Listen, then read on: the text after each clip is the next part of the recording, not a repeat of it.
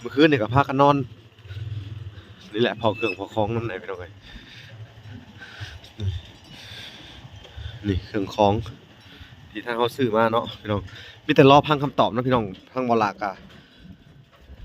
ถ้าได้คำตอบเนี่ยได้กะสิพาเอาเฮ็ดอันกระต๊อบเลยเพราะว่ามันมีผู้ใหญ่โทรมาหรือว่าทางแม่เพจโทรมาหลายครั้งแล้วก็เลยบ่ทันได้เฮ็ดบ่ทันได้เฮ็ดเฮือนก็ชะลอไว้นะพี่น้องบ่ทันได้เฮ็ดกระท่อมเนาะนี่เขาบอกขอบัตรเพราะว่าสิเตรียมเฮ็ดเรียบร้อยแล้วเนาะทั้งเบาหลาแล้วก็เบาพรเบาสัญญาที่เมืองทนก็ได้อันเมื่อวานพากันไปซื้อเครื่องของพี่น้องเอ้ยมาเตรียมว่าสิเฮ็ดให้น้องนี่แหละเนาะแต่ว่าทางแม่เพชรเพิ่นโทรมาก่อนหน้านี้แล้วก็ให้ฟังเบิ่งก่อนพี่น้องเอ้ยแต่ว่าหลาก็เลยไปสอบถามทางในบ้านว่าเป็นอะไรอัน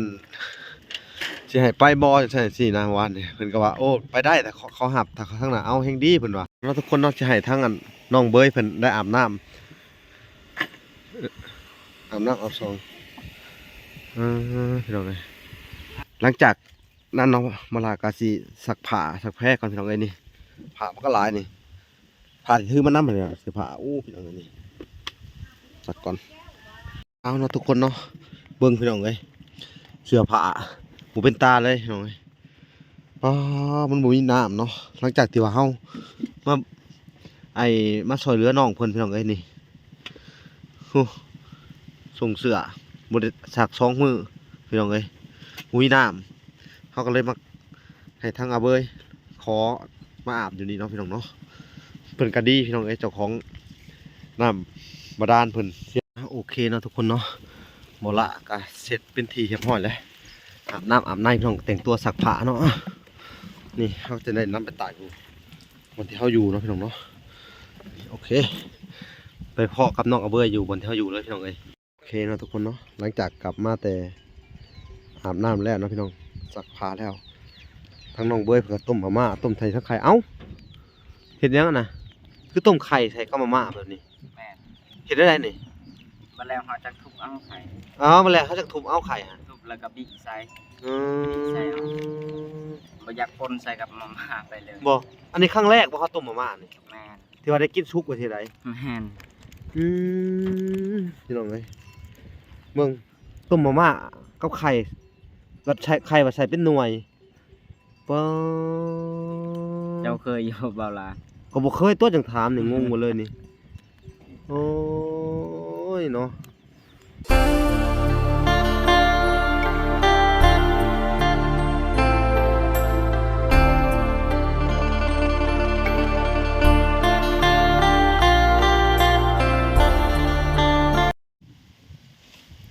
โอเคเนาะทุกคนเนาะกับสบายดีพ่อแม่พี่น้องเบิดสุขคนเนาะก็ยินดีเข้าสู่ช่อง YouTube บ่าวละสายบุญคุณธรรมคือเก่าเนาะทักทายสบายดี FC ทางฝั่งไทยและ FC ทางฝั่งลาวและ FC ทางต่างประเทศนำเด้อเนาะพี่น้องเนาะมื้อนี้เฮาก็ตื่นแต่เช้ามา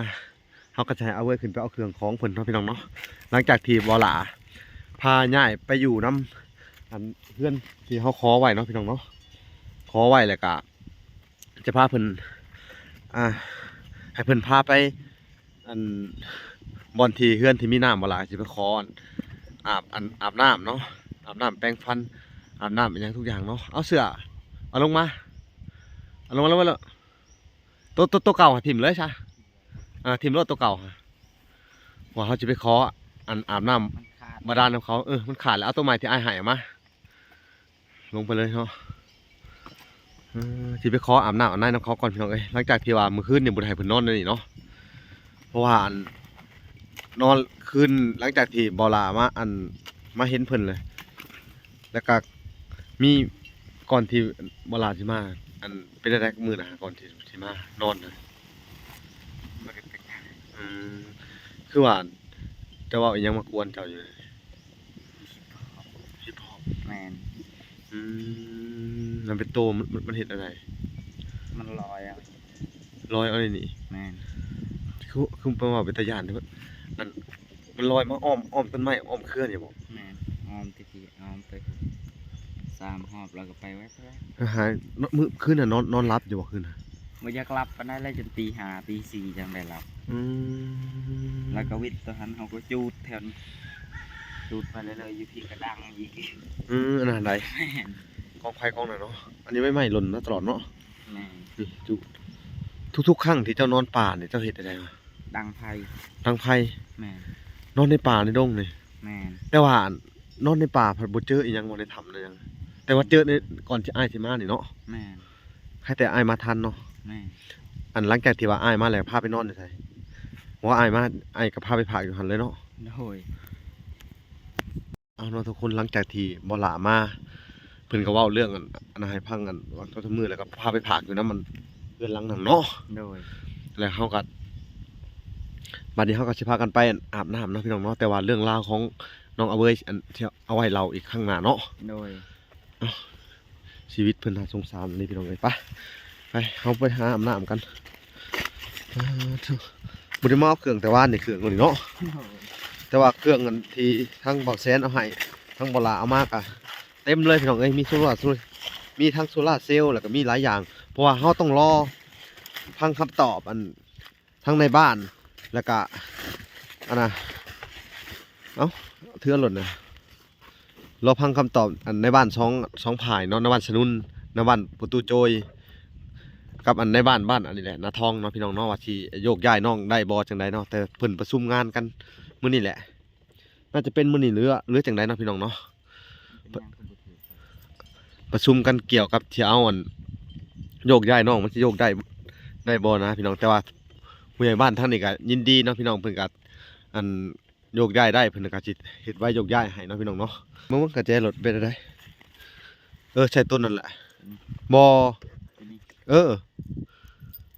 นั่นแหละพี่น้องเอ้ยใช่เพิ่นขับเอารถจักรไปในเฮือนบ่อนที่เฮาพาเพิ่นพักบ่อนที่ว่าบ่ล่าพาไปผากเนาะพี่น้องเนาะเอาทุกคน ไปเบิ่งนำกันเนาะบ่อนเฮือนที่บ่ล่าพาไปพักมันก็จะมีอันสองหลังเองพี่น้องเอ้ยแต่ที่จริงมันบ่แม่นเฮือนพี่น้องเอ้ยเพราะว่าเพิ่นว่ามันเป็นเถียงไร่เถียงนาพี่น้องเอ้ยเถียงนาย้ายออกมาอยู่ซื่อพี่น้องเอ้ยเพิ่นว่าแต่ส่วนหลายบ่ได้นอนบ้านเนาะคนแถวนี้พี่น้องเขานอนนาเถียงนาเขาสิใหญ่ปกติมันดูหุ้นกลางบ้านเขามันอยู่พุพี่น้องเอ้ยหุ้นประมาณ2กิโลพุ่นแหละกลางบ้านพี่น้องแต่อันเนี้ยเขามาอยู่ไร่มาอยู่นาพี่น้องเอ้ยนี่เขามาอยู่ไร่อยู่นานี่เถียงนาสองหลังนี่แหละแล้วก็ที่ไปอาบน้ำอยู่เถียงนาใกล้ๆกันพี่น้องเอ้ยหรือว่าเพิ่นย้ายเฮือนออกมาสิเนาะ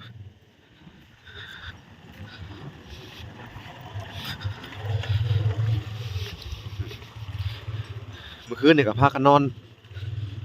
นี่แหละพอเครื่องพอของนำไหนพี่น้องเอ้ยนี่เครื่องของที่ทางเขาซื้อมาเนาะพี่น้องมีแต่รอฟังคำตอบนะพี่น้องฟังบ่ลากะถ้าได้คำตอบแนวใดก็สิ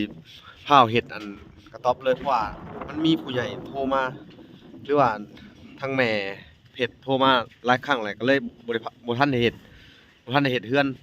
ก็ชะลอไว้นะพี่น้องบ่ทันได้เฮ็ดกระท่อมเนาะนี่พาบอกขอบัตรเพราะว่าสิเตรียมเฮ็ดเรียบร้อยแล้วเนาะทั้งเบาหลาแล้วก็เบาพรเบาสัญญาที่เมืองทนก็ได้อันเมื่อวานเฮาพากันไปซื้อเครื่องของพี่น้องเอ้ยมาเตรียมว่าสิเฮ็ดให้น้องนี่แหละเนาะแต่ว่าทางแม่เพชรเพิ่นโทรมาก่อนหน้านี้แล้วก็ให้ฟังเบิ่งก่อนพี่น้องเอ้ยแล้วเวลาก็เลยไปสอบถามทางในบ้านว่าเป็นจั่งใดอันสิให้ไปบ่จังซั่นซี่นะวานนี่เพิ่นก็ว่าโอ้ไปได้แต่เขาหับถ้าเขาทางหน้าเอาแฮงดีเพิ่นว่าถ้าเขาบ่เอาก็สิได้มาปลุกอยู่บนเก่านี่แหละพี่น้องเอ้ยให้น้องเพิ่นเนาะ โดย เอ้าสบายดีน้องเอ้ย ไปดี สบายดียามเช้าเนาะ โดย สบายดีไปพาอ้ายไปเบิ่งบ่อนที่อาบน้ำน้องบลาก็บ่ได้อาบน้ำ2 มื้อแล้วพี่น้องเอ้ยมันบ่มีน้ำอาบมาอยู่น้องๆเพิ่นนี่กับมันสัญญาณบ่ดีแน่พี่น้องเอ้ยบ่มีสัญญาณแล้วก็หลังจากที่ว่าพาเพิ่นไปอั่นตัดผมตัดหยังมาเนาะ นี่เพิ่นก็สิพาไปขออาบน้ำเพื่อนที่อันเพื่อนที่เพิ่นฮู้จักกับเขาอยู่บ่ จัดอยู่ รู้จักอยู่ โดย แต่แต่ซุมื้อนี่มีแต่ว่าตะกี้เขาให้เฮาอาบน้ำอยู่บ่นั่น ให้อยู่ เออ จักอาบก็อาบ เออ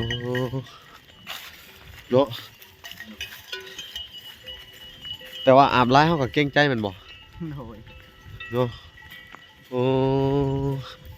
นี่เนาะพี่น้องพุงงัวพุงควายเดี๋ยวเช้าอันนี้คือเป็นนาโคกเขาเนาะพี่น้องเนาะแต่ว่าใกล้จากหมู่บ้านเนาะ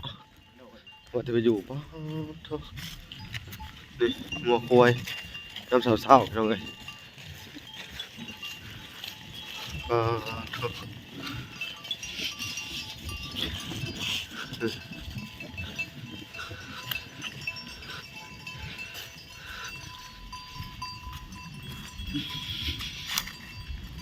แสงแดดกำลังขึ้นเนาะพี่น้องเนาะแต่ว่าเวลาก็มานอนเป็นห่วงเพิ่นมานอนน้ำเพิ่นเนาะคุกคีอยู่กับเพิ่นนี่พี่น้องไปเพื่อนหลังไหนทำได้นะอันนี้น้ำโยกวะไปเพื่อนทำได้ปุ๊บปะเนาะอันนี้มันเป็นเถียงนาเลยเนาะเรามาอยู่ไห่อยู่นะพี่น้องเอ้ยมันยุกน้ำได้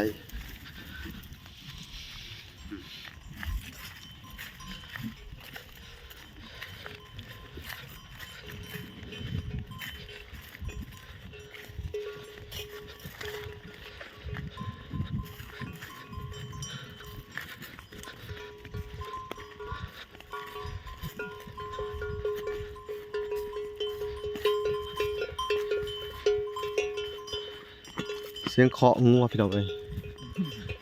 ลงโปงเปงตื่นมายามเช้าเนาะปอเทื่อบ้านนี่เพิ่นย้ายออกมาอยู่ไห่อยู่นะเนาะ แม่ หมู่บ้านนี่เนาะนี่ทุกคนเพิ่นก็จะย้ายมาอยู่ไห่อยู่นะโอ้ทางเจ้าเฮือนของเฮือนเพิ่นเลยอืม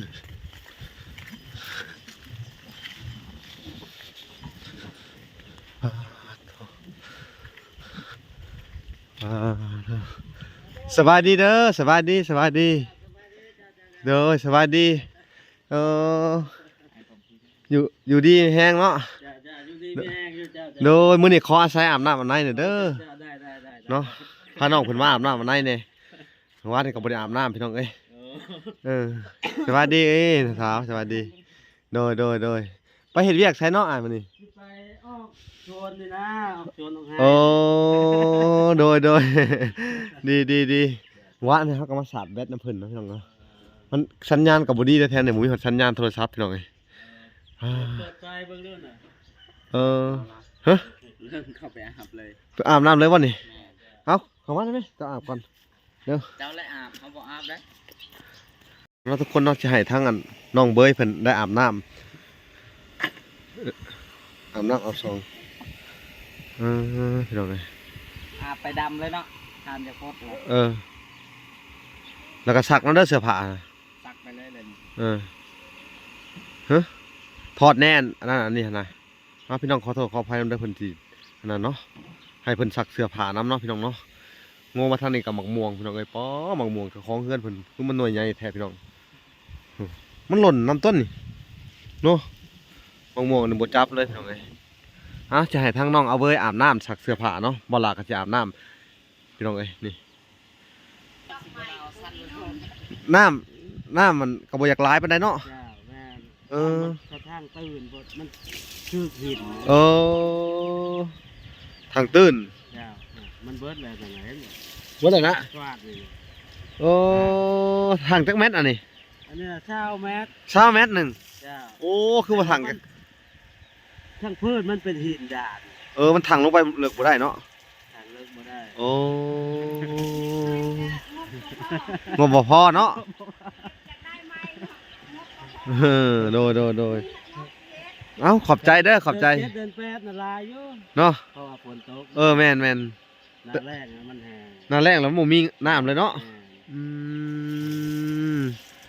ยากเพิ่นเลย อันดับแรกก็เริ่มก่อนแล้วก็มึงเข้า เอ ก่อน อนี่ ส่งก็บ่ใช่บ่ เออ เลยเนาะ นี่เนาะพี่น้องเนาะ มาจะทางได้แต่ บ่ ละ มาบ่ละ นอนน้ำเพิ่นมื้อคืนนี่ บ่ฮ้อนบ่ บ่บ่ได้อาบน้ำ2-3มื้อแล้วนี่ขอโทษขออภัยนะพี่น้องเอ้ยมันบ่มีบ่อนอาบเนาะหลังจากที่มาอยู่คุกคีน้ำน้องเพิ่นมาติดตามมาช่วยเหลือน้องเพิ่นนั่นแหละอยากให้เพิ่นมีชีวิตที่ดีขึ้นนะทางเฮาก็แบบพยายามเต็มที่ทำเท่าที่เฮาเฮ็ดได้เนาะ จ้าแม่ อืม เพิ่นก็บ่มีพ่อมีแม่แม่ก็ไปฟ้า ลำบากลำบน คนเดียว เนาะ ลำบาก อ๋อเท่าอันหลังจากที่ว่าพ่อเพิ่นตายเพิ่นอยู่ในไสเนาะ ไปตัวทีบแด่ ไปสถีบนะ จ้าแม่น ได้ยิน ไปอยู่บ้านนั่นบ้านนี่ ได้ยินว่าเพิ่นไปนอนในถ้ำเป็นปีเพิ่นว่า เพิ่นบอกให้เฮาฟังทำอันนี้นี่ นี่นี่ จักนักโบฮันนี่คนต้องเห็น เออ จักนะ ปอยก็บ่ฮู้ว่าเราไปนอนทางใด นอนในถ้ำหันนี่นะในถ้ำในโคกนี่เพิ่นว่าแล้วก็นอนในดงในป่านะ จ้าแม่น เออเด้อพี่น้องเอ้ย จ้าจ้า จักเสียจังใดเนาะมัน แบบนี้แหละ น่าสงสารเฮามาเห็นตั้งแต่เทื่อแรกเลยก็แล้วก็เลยเอามาฝากไว้อยู่ในเฮือนหั่นเฮือนในนี้ฝากไว้แล้วก็มันซื้อข้าวมื้อนั้นก็ซื้อข้าวซื้อน้ำมาไว้ถือข้าวถือน้ำมาไว้ให้เพิ่นแล้วก็มารอบนี้หลังจากที่เฮาถือข้าวถือน้ำมาเฮาก็บ่ทันลงไปเลยเด้น้ำพันลงบ้านเลย2-3 มื้อแล้วนี่ จ้า ก็เลยว่าอันแล้วก็มันดำเนินการเรื่องอันสิโยกย้ายไปอยู่ผู้ไปอยู่บ้านสนุนลองเมือง ที่ ทางอันผู้ใหญ่เพิ่นหลายๆคน FC เพิ่นก็แนะนำมาว่าให้เอาไปอยู่พุ่นเนาะแต่ว่าพังเมืองเขาสิดำเนินการเรื่องว่าสิ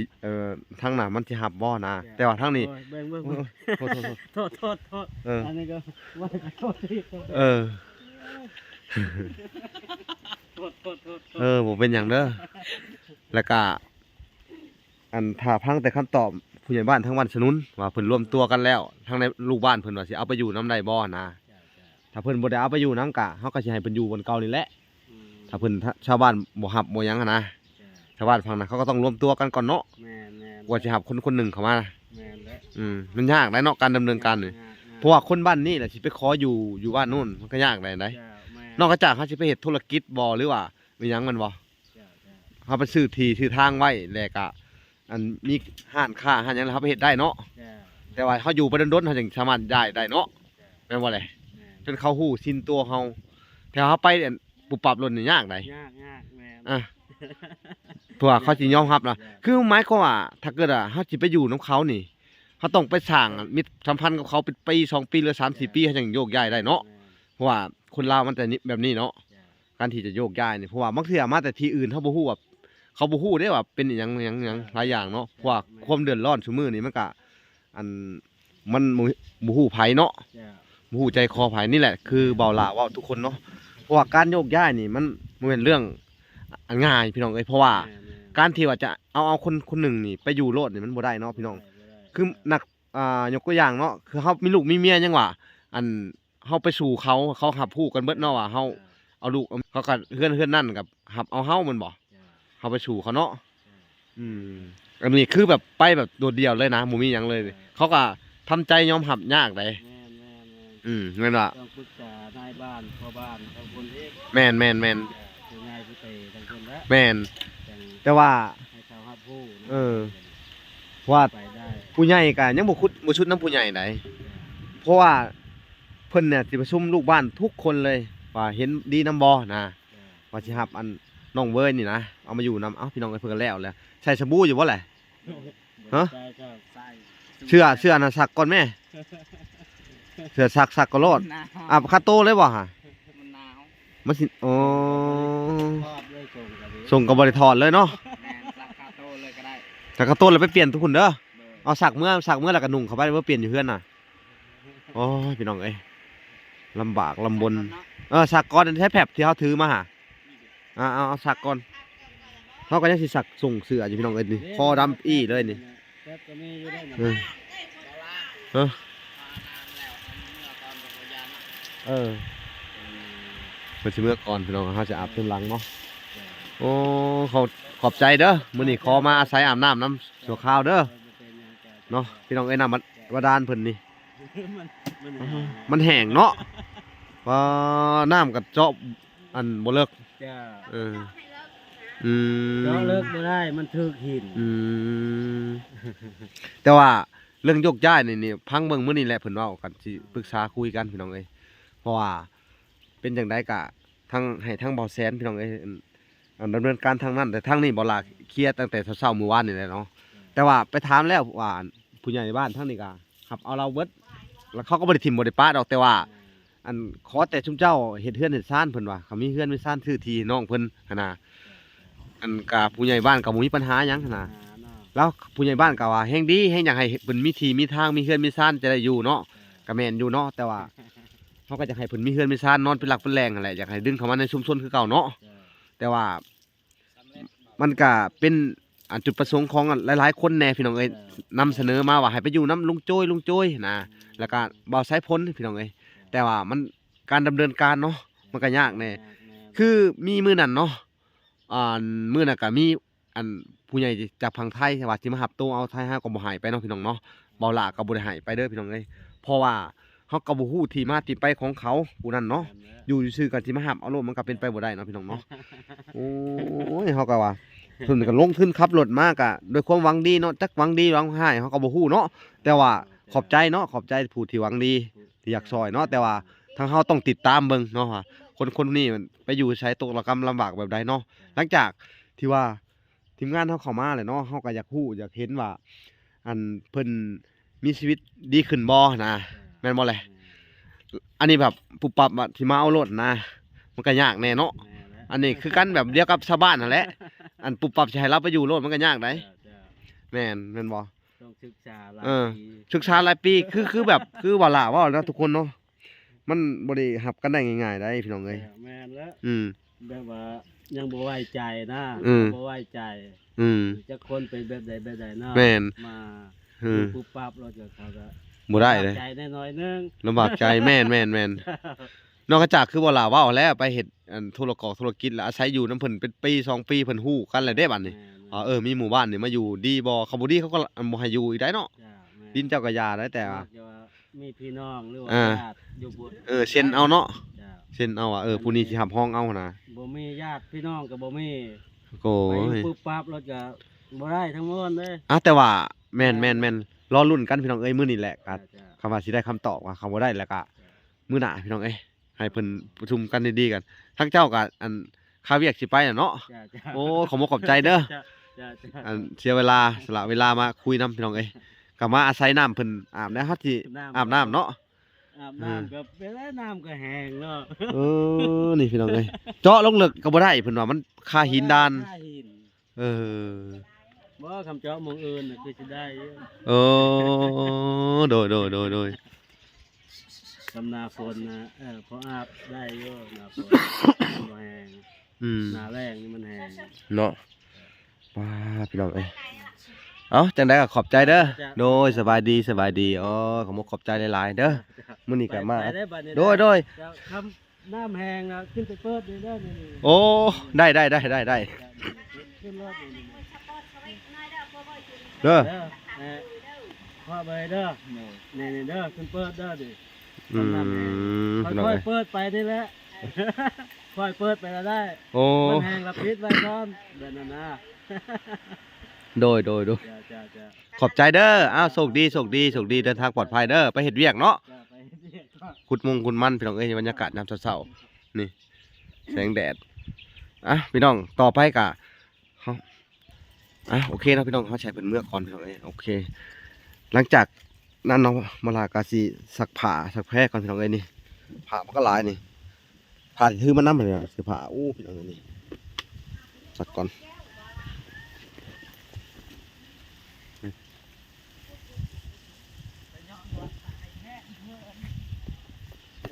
พี่น้องเอ้ยโอ้เขาก็สิมาติดตามวิถีชีวิตน้องเบยไปเรื่อยๆพี่น้องเอ้ยเพราะว่าเคสนี่มันสุดๆเลยพี่น้องเอ้ยคือว่าแหละอาศัยอยู่ในหันกันอันตรายพี่น้องเอ้ยตัวเขาบ่อยากให้เพิ่นอาศัยอยู่หันจากง่ายเนาะที่จริงอะ ขอแต่ว่าได้เนาะถ้าบ่ได้ก็จักสิว่าจังได๋พี่น้องก็จำเป็นให้เพิ่นอยู่หั่นเนาะอยู่บนเก่าเพิ่นพี่น้องเอ้ยอ่ะโอเคเนาะพี่น้องหลังจากที่เวลาซักผ้าซักแพรแล้วจังว่ากันใหม่พี่น้องเอ้ยเอา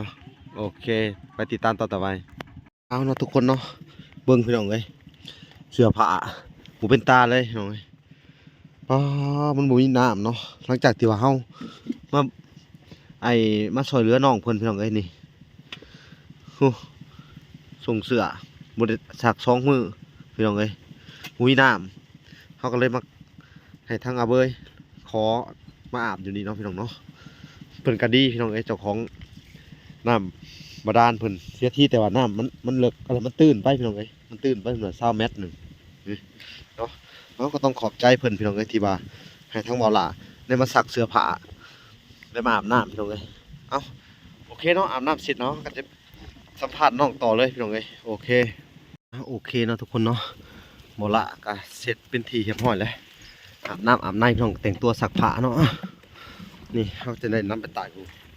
บนที่เขาอยู่เนาะพี่น้องเนาะโอเคไปเพาะกับน้องอาเบยอยู่บนที่เขาอยู่เลยพี่น้องเอ้ยโอเคเนาะทุกคนเนาะหลังจากกลับมาแต่อาบน้ำแล้วเนาะพี่น้องซักผ้าแล้วทั้งน้องเบยเพื่อต้มมาม่าต้มไทยทั้งไข่เอ้าเห็ดยังนะคือต้มไข่ใส่กับมาม่าแบบนี้ แม่น เห็ดได้ไรนี่ มาแล้วเขาจะทุบเอาไข่ มาแล้วเขาจะทุบเอาไข่ฮะ ทุบแล้วก็บิ๊กใส่ อื ใช่เอา ม บ่อยากปนใส่กับมาม่าไปเลย บอกอันนี้ครั้งแรกว่าเขาต้มมาม่านี่ แม่น ที่ว่าได้กินซุปกว่าที่ไร แม่น พี่น้องเลยเมืองต้มมาม่ากับไข่แบบใช้ไข่แบบใส่เป็นหน่วยปะ เจ้าเคยอยู่เปล่าล่ะ ก็บอกเคยตัวจังถามนี่งงหมดเลยนี่โอ้ยเนาะจะก็เห็ดไปถั่วเนาะเว้ยเนาะ แม่น เห็ดได้ไรบัดเดี๋ยวมันสิชุกวะนี่ ซุป ชุกอยู่ ไข่ต้มไปก่อนแล้วได้ อื ใส่ คือบ่โอ้ยเห็ดได้กว่าตายแล้วบัดนี้ จะลองเบิ่งก่อนลองเบิ่งสีมือครั้งแรก ซีมื้อครั้งแรก แม่นมันสิเป็น ให้ลองกินซีมื้อครั้งแรกอีก แม่ พี่น้องเอ้ยกินมาม่าลวกกินมาม่าเขาแกงมาม่าเลยต้มเลยนี่เขาบ่ได้ลวกเลยแบบสิก็มีเนาะเอ้าพี่น้องเอ้ยถ้าเป็นแบบนี้ก็เดี๋ยวสิคอยแนะนำเพิ่นหลายอย่างอยู่พี่น้องเอ้ยไปเดี๋ยวคำแนะนำทางสายผลเนาะพี่น้องเนาะเขาก็สิบอกเลยแนะนำเพิ่นพี่น้องเพื่อหน้าเขาก็สมมุติว่าเขาอยากกินแบบแซ่บๆเนี่ยเขาก็ลวกเอาก็ได้เด้อ แม่น บ่ลวกก็คือแบบว่าเขาต้มน้ำร้อนเดือดๆแล้วก็เขาก็ไปแก้ใส่จานไว้แล้วก็เทใส่แล้วกึบไว้ประมาณสัก4-5 นาทีก็กินได้ตัวนี้ก็เขาเรียกว่าลวกมาม่า โดย อันนี้เขาเรียกว่าถ้าต้มมาสิละแกงมาม่าแกงใส่เลยเนาะ แม่น น้องนี่ไข่เต้นในหน่วยนี่แม่นบ่เป็นเนาะเอาเบยเนาะ แม่น ครับน้องเอ้ย เปล่าล่ะก็สิกล้ากินอยู่บ่ เอาก็กินเอากันนั่นแหละจากใดก็ได้พี่น้องเอ้ยเขาก็มาอยู่คุกคีกับเพิ่นพี่น้องเอ้ยมาอยู่ทั้งติดตามเพิ่นไปตลอดนี่แหละพี่น้องถ่ายให้ทุกคนได้เบิ่งแล้วก็ว่าเพิ่นสิได้รับความช่วยเหลือบ่หรือว่าแนวใดพี่น้องเอ้ยเขาก็มาลุ้นนํกันส่งตัวนี้เขาใส่มื้อน่ะเขาสักได้เนาะ แม่น อ๋อไปสักกับเครื่องลูกจ้วยมื้อน่ะเนาะ แม่น ขักตัวที่อ้ายเอามาให้ได้ตัวนี้เนาะ แม่น เป็นตัวแรกเลยพี่น้องเอ้ยใช่ถูกใจเลยแมันบ่ แม่น ตัวแรกก็ถูกใจเลยพี่น้องเอ้ยส่งแซนกาไพพี่น้องอันนี้เสื้อบ่แสนซื้อมาเลยบ่สัญญาซื้อให้ตัวนี้ บ่แซน บ่แสนของบ่สัญญาซื้อให้ชุดหนึงเลยเนาะบ่เดียวกันของอ้ายสัญญาซื้อให้ก็ชุดหนึงเนาะ แม่น บ่ทันได้ใช้มันบ่ ยัง อืมพี่น้องเอ้ยรอเบิ่งท่าแต่หมอในห้องเอาบ่วงมาติล่ะได้บ่วงเฮาก็มีเดี๋ยวเฮานั่งกินในเตียงนี่ก็ได้เอาของเฮาก็มีนี่เอาเลย กินเพื่อน เมื่อคืนนี่ก็พากันนอนเผาของเครื่องอยู่นี่พี่น้องเอ้ยเพราะว่าญาติเครื่องหาย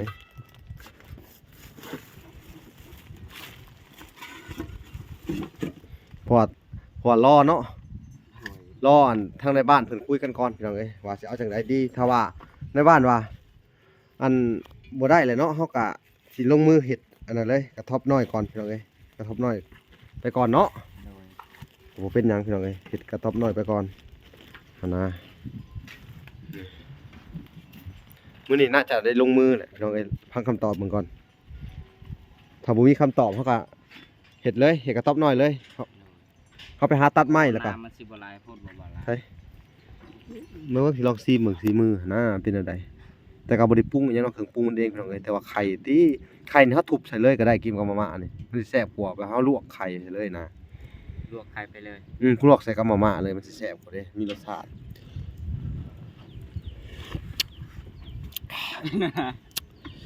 ว่ะรสยังไงอิหยังวะชุกไข่แล้วชุกแล้วบ่ไข่นี่ชุกได้ว่างงเว้ยเหมือนมันสุกแล้วบ่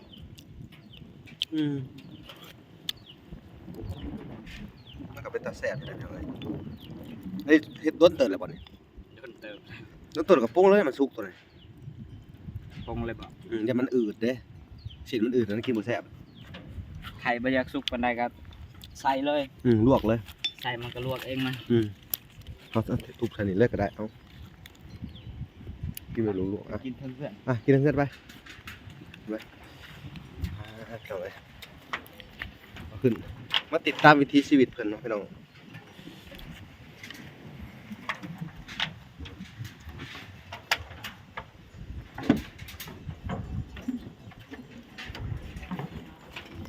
ชีวิตลูกกำพร้าไปสิแล้วพี่น้องเอ้ยมุ้ยผูคอยอบพรมพี่น้องเอ้ย ๆนี่คือเกลือหั่นข้างไว้ ปออันนี้เราก็ลวกไว้ตัวนั้นน่ะ แม่น เอ้า ค่อยกินแล้วได้ เอาเจ้าคือสิจงไว้ให้ข่อยให้เจ้าให้เจ้ากินได้นี่ฮะ ค่อยกินบ่หมดให้ เอ้อ ชายไปกินบ่หมด เอาไว้ให้อีแม่เพิ่นเด้อถ้าตัวนี้เด้อ แม่ก็มันบ่กินมันบ่เคยกินนั่นนี่ อีแม่บ่เคยกินเนาะ คุณใส่เลยเนาะ สบายดีโอ้เป็นจังไดบ่อันนี้ออกก่อนมันอืดมันโดนเลยแม่จะเอาไว้ให้เพิ่นกินก็ได้เอาไว้ให้เรากินก็ได้เอาแล้วเฮาก็กินของเฮาลวกมาลองมึงเอาโอ้ปลากระป๋องพี่น้องเอ้ยที่ว่าลาซื้อมาให้เพิ่น ซุปตะเหาะเร็วห้าตะงาน เจ้ากินเลย เอาเร็วไปเออ กินแหละอีแม่กินแหละ เออ เฮาอยู่กัน2คนนี่แหละเนาะ ลูกหลานเฮาหนีเบิดเลยเนาะเพื่อนน่ะเนาะพี่น้องบ่ล่ะก็ได้เอามาม่าเอาหยังยืนให้เพิ่นอยู่ทางเพื่อนน่ะเนาะพี่น้องคักอะไรเพิ่นเอ้ยนี่เฮาก็สิกินได้นี่แหละมากินนำกันมาบ่มีขากล้องบ่มีไม้พี่น้องเอ้ยขอโทษขออภัยนำเวลาสิจับมือใส่เนาะปกติถ้ามีไม้มันสิชัดเจนแหละพี่น้องเอ้ยไม้ก็ราคาแพง 3-4,000 บาทโอ้ยบ่มีปัญญาพี่น้องเอ้ยไม้ก็ได้ทางบ่ล่ะก็บ่มีไม้เสียงก็บางเทื่อก็สัมภาษณ์ก็จักลมจักฝนพี่น้องเอ้ยเอ้าบ่เป็นหยังพี่น้องก็สู้ไปเรื่อยๆตักเบิ่งบ่เว้ยข้าวหาเจ้าเอามาให้อ้ายเพิ่นหนึ่งแล้ววะนี่ใช่ข้าวเจ้าเออเอามาให้อ้ายเพิ่นหนึ่งเด้อให้แบ่งให้เพิ่นน้ำแน่ข้าวที่อ้ายเอามากับบ่ทันได้ถ้าบ่พออ้ายก็สิเอามาให้ใหม่เด้อเนาะบ่เป็นหยังดอกพี่น้องเอ้ยถ้าบ่พอบ่ล่ะก็สิซีมาให้เพิ่นใหม่กินเอาตักเอามาโลดไข่ทุบใส่ลุงดูฮะลองมึงดูลองทุบใส่มันดูเดี๋ยวกินไข่ลวกนี่นะทุบใส่ข้าวมาม่านี่ลองทุบใส่ดูฮะลองเห็ดมันดูเอาเทลงมาเลยมันสิ สุกแล้ว บ้า แบบ เป็นได้แบบนี้ ตัวนี้มันเน่าไอ้ก่อนที่ได้มันที่ได้ลูก ไข่ลวกพี่น้องเอ้ย ใส่ไปเลยเนาะ โอ้ มันจะลวกได้ ไข่ลวกพี่น้องเบิ่งบ่เว้ยเฮ็ดเสร็จแล้วต้มมาม่าสูตรได้วะเอ้ามือก็ดำพี่น้องเอ้ยจำเป็นแล้วบัดนี้กินน้ำเพิ่นนั่นแหละเอ้ากิน ได้แต่ที่ได้ได้ อันนั้นบ่ต้มก็อย่าเอาไปต้มใหม่เอากินเลย ทำไมบอก อันที่ได้ก็ดีได้แต่ละจาน มาม่าสูตรนี่แซ่บนะ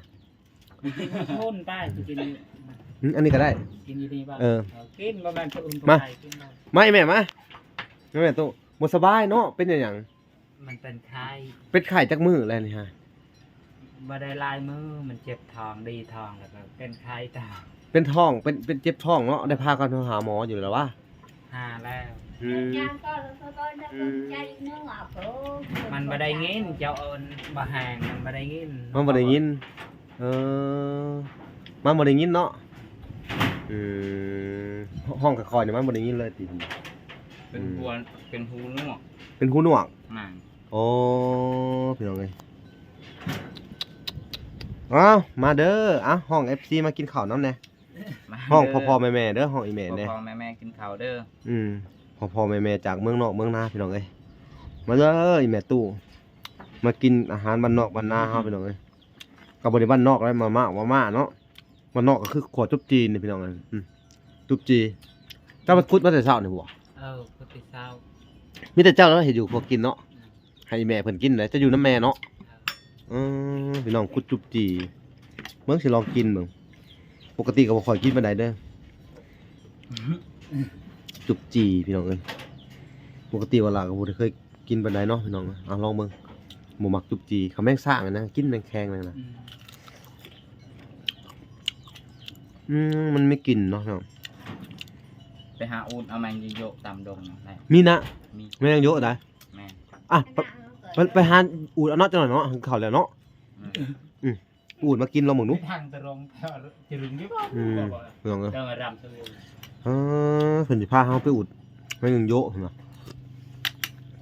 หลายบ่เวลาคนหนึงนี่ บ้านมีคักๆก็เต็มเลยถ้วยใหญ่นี่จะเขาว่า กินได้ข้าวกินให้มันได้อิ่มนะ โดเด้อขอบใจเด้อ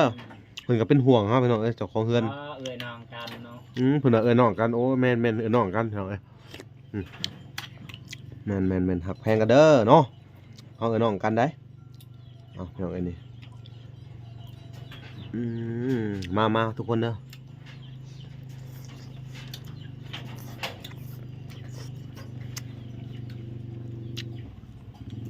กินเอาไปกิน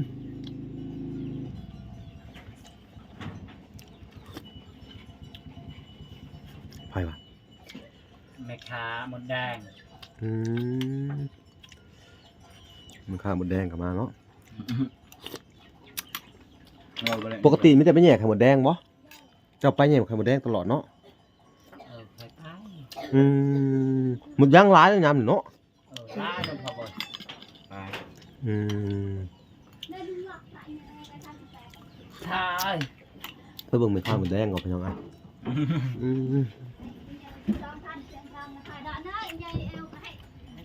อ๋อ